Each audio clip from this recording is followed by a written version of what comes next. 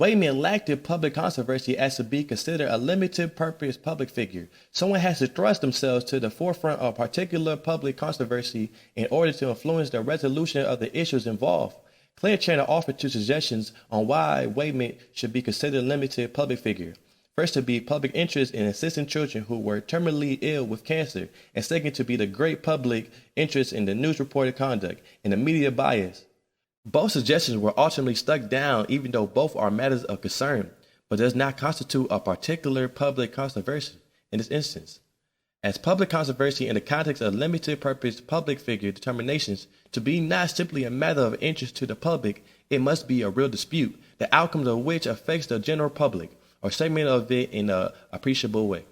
For the statement to claim defamation under Utah law, the defendant must show that the statements were published, the statements were false, defamatory, not subject to any privilege, the statements were published with the requisite degree of fault, and the publication resulted in damages. The court held that Wayment was not a public figure for purpose of her defamation claim. Clear Channel failed to provide sufficient evidence that Wayment has achieved a level of renowned significance to be considered an all-purpose public figure.